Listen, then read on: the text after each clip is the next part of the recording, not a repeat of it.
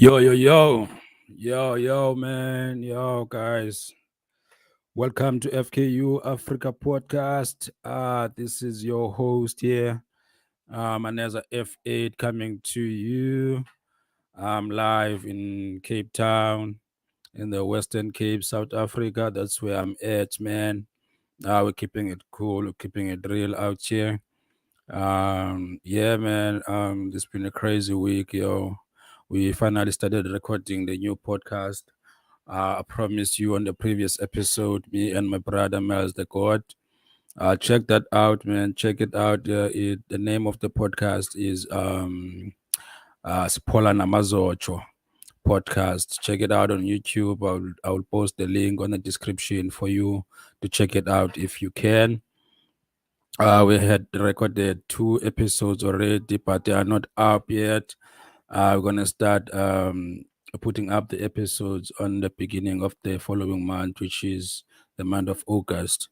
So yeah, man, that is what's up. So I hope you are considering checking that out if you can.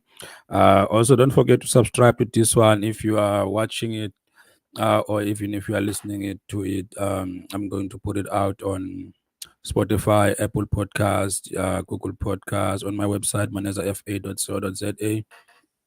Check it out everywhere that you have access to, or or wherever you prefer to.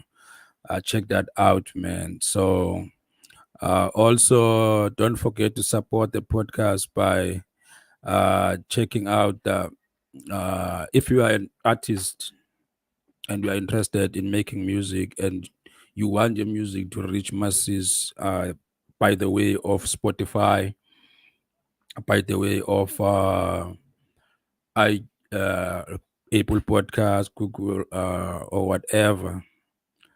If you want the music to reach those places, the best way for you to check that out to make sure that your music goes as far as you want your music to go is to go to distrokid.com. The link is on the description where you will get your 7% discount on your sign up and your first upload.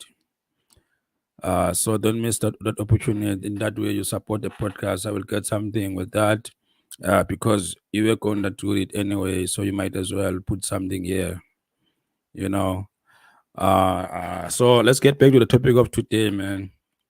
The topic of today is all about the Queen Elizabeth II. We want to understand who is actually mourning the death of the Queen. Are you an African and mourning the death of the Queen? Are you African in diaspora in places like the Caribbean, Jamaica, Barbados, Trinidad and Tobago? In all these places that was once ruled by that empire, are you the part of the people who are mourning? Because I've seen some videos of people breaking their character, trying, and some people who are hallowing don't know how to contain themselves. The whole house is trying, and these people are black people. And this thing is quite alarming to me, considering the atrocities that were done by the British Empire. Considering that even today, the diamond that is on the Queen's head, the Queen's throne, is the diamond that was mined and taken out of South Africa. Even the museum that they have there in London or whatever, there it's full of artifacts that are coming from Africa that were stolen in those times. So it's not like we don't know what happened. We know that she might not have been direct part of the slavery, but she was a head of that monarchy, and she didn't return anything to us while she had a chance. If she had a conscience, she would have said, "Okay, My forefathers did this, and I'm not part of it, and I'm not going to play part in it. So what I'm going to do, I'm going to return these things back to Africa where they belong. In that way, we would have honored her, we would have tried with those who were trying, but we're still trying because we still feel the pain of the apartheid, of the oppression, of the slavery. We still feel all those things. The dynamo effect of those things are still happening in front of us. We still experience anxiety from those things. We still experiencing poverty. We still experience being marginalized because of the color of our skins in our own countries, because of those things that were happening, sort of ruined our existence, and it's going to continue to ruin it for many more years to come, considering the fact that I'm talking about it even now, uh, after many generations. So for us, it's very hard. It's really hard for us to actually be mourning and be trying because of her death, because she was the queen of the empire that caused a lot of pain, a lot of suffering. The death of Maqoma, the death of Uyinsa, Wamaxhosa, those things are part of our culture. Those things are part of us. We lost a lot. We lost our wealth as Africans. They took our land. They took our cattle, everything. We lost a lot. We had to start every generation have to start from scratch, because there's no generational wealth that is left from the before generation. So this is how hard this thing is to us. Let's listen quick to what Malema, the president of AFF, said about this as well. Check this out. Yeah.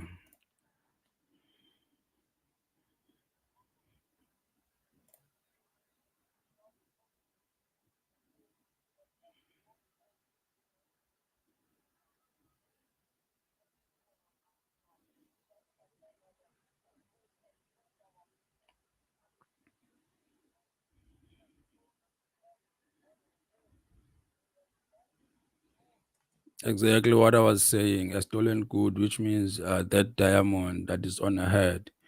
It's a stolen good. It's a known fact. Everyone knows. She didn't bother to come and return it to us, while knowing that that diamond belongs here to South Africa.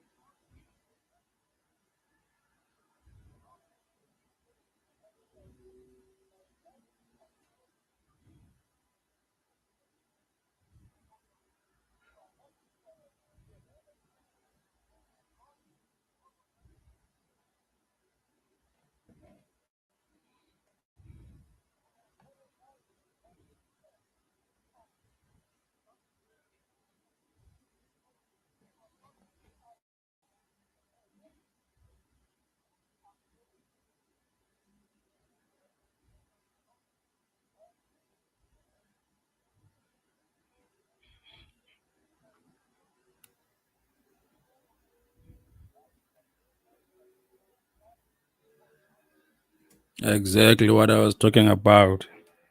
Britain has a lot of gold, has a lot of minerals. There's a lot of artifacts that are in their museums that belongs to Africa, and those, all of those were not bought.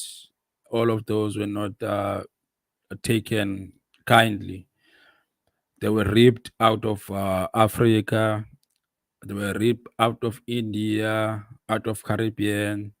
So yeah, man.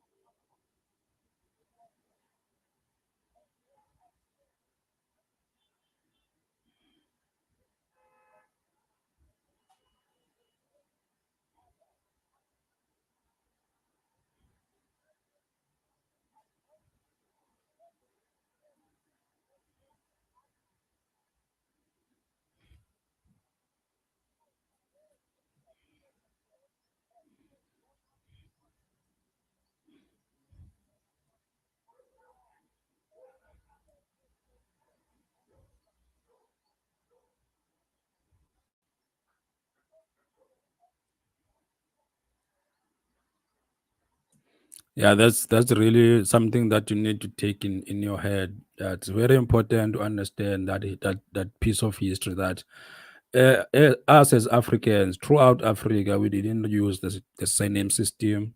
We didn't have addresses. We didn't have where we say this is where we live. We don't have houses that can say from 10 generations our people were staying here. We were moving. You know that the father of your father was buried there. The father, of his grandfather was buried there. The other one was buried there. So kuthi kunjalo singamaXhosa asinayo like into ekuthiwa yi-address le. Akuthiwa apha lowa njemanje unguNtabethemba Ntshoza nje. Kwakuthiwa kum xa ndibizwa nguNtabethemba kabani bani. Ndandibizwa ngegama likatata okanye likatamkhulu. Unyana kaGabela, bani bani. Okanye kuthiwe ngaloo nto yenzileyo significant uba mhlawumbi ugude kwinto ethile uthiwe ngaloo nto uyenzayo ubizwe ngelo gama.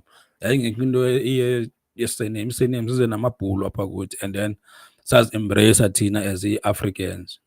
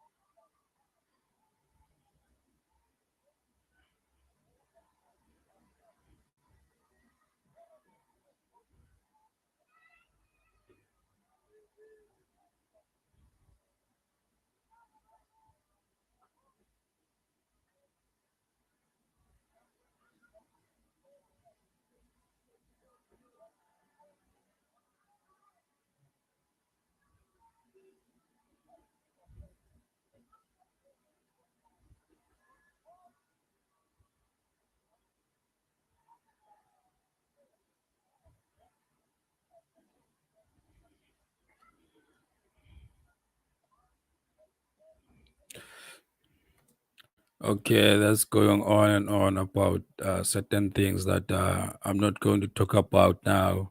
There's a xenophobic that is continuing to us as Africans, looking down on each other, trying to get rid of Africans from different countries, with the hashtag on Twitter that says put South Africa first, which is implies that other Africans they don't belong here. So yeah, stuff like that. So I'm thankful to whoever make Africa great. This is a great channel. Let me subscribe. Please, if you are watching this, please subscribe to this channel. Make Africa great. Yeah, yeah. Talking about this incident of this death of Queen Elizabeth. There's a lot of things that people don't know about the history oppression and the history of slavery that have changed and and and ruined the black culture.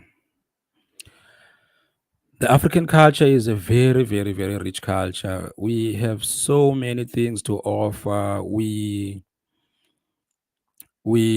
have so much stuff to do with, especially with when it comes to traditions and culture. We had our own ways of healing.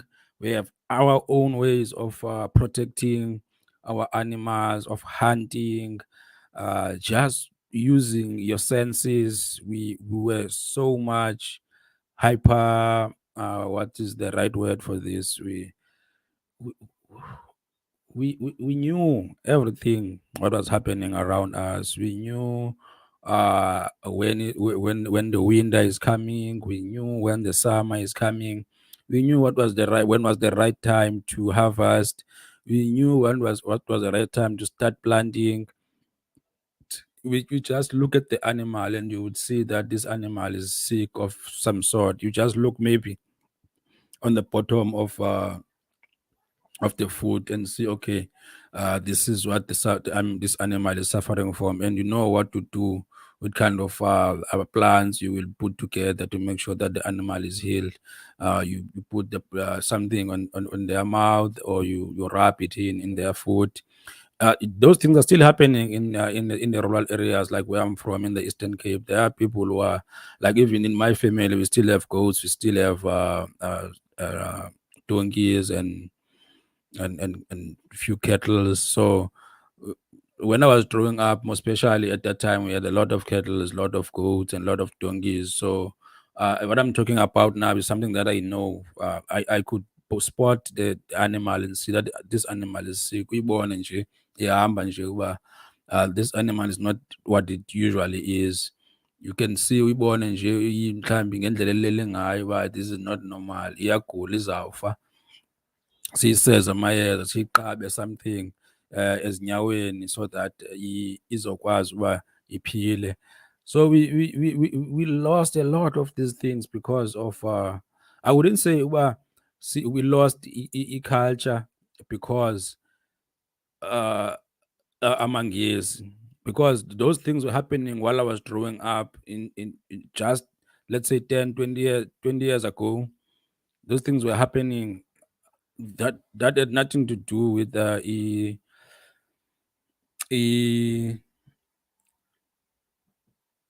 slavery or oppression, but the effects, that those effects of slavery are building up into uh, stopping being independent, including the government that we have now. The government that we have now is a little bit part of uh, the way that we stop being independent, we start depending on the government. They introduce all these good things. They introduce electricity. They introduce water to us that is going to come close to us, city life, and all these things. But they control us with these things because now, if they want to, they just switch off power, and then that's it. We start to don't know what to do. We can't go around. We just now act like headless chickens. But we didn't need power when I was growing up. We didn't need water. We had water from the river. We have water from Emitonjien. We didn't need this power and all these things. But the dependence that is brought to us by that system that was introduced us to us by the Western culture is that system that is now ruining our existence. That goes together with the way that most Africans, they are trying so hard to change the way that they look, to look a certain way. There is a certain kind of a look that is approved by TV, which TV is controlled by the West. Everyone is chasing after those kind of looks now. Everyone is chasing after those kind of hair, extending their asses with things that called BPL, extending their breast, and all these things, chopping up their faces, trying to look like white people. These things is because of is the effects of the West, and the main part of those are the people from England, where now from Britain, where now the Queen Elizabeth is being mourned by us, but they caused us so much grief. They caused us so much hatred, because we have so much hatred around us because of those systems that they implemented and put to us. So we need to make sure that we shy away from including each other in things that we have nothing to do with us, because they've taken our, even our leaders went there to mourn, to attend the funeral services there, and they were put in the bus. But the American leader was traveling with their entourage, with their limousine and all that. But that shows us how little they think of us as Africans, but we still want to be there and try with them. We need to take pride in our own culture. We need to take pride in our own Africanness. That will never change. We are Africans, and we need to take pride in that. Fikiria kwa undani ndugu. Camagu. Don't forget to subscribe to the podcast. Check out Spola Namazocho podcast is going to be out soon. I'm out.